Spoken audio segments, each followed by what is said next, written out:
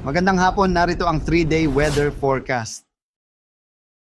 At para naman sa ating 3-day extended weather outlook sa mga piling lugar ng ating bansa, hanggang sa araw ng Lunes, malaking bahagi ng Luzon, particular na itong Northern Luzon and Western section ng Central and Southern Luzon, magpapatuloy yung mga pag-ulan na dala ng habagat. Pero mapapansin po natin, no, starting Tuesday and Wednesday ay magiging partly cloudy to cloudy skies na ang ating inaasahang panahon sa malaking bahagi ng Luzon. Wala na tayong inaasahang mga sustained na mga kaulapan at mga pag-ulan.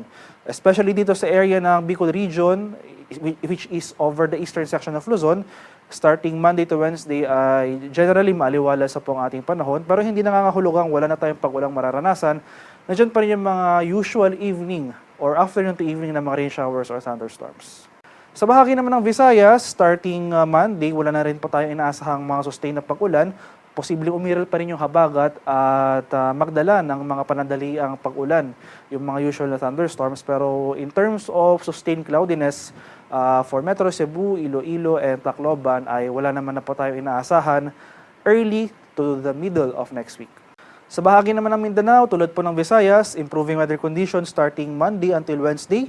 Bagyang maulap hanggang sa maulap na papawirin. Maghanda pa rin po tayo sa mga biglaan at mga malalakas pero panandali ang pag-ulan na dulot ng localized thunderstorms, especially sa hapon hanggang sa gabi.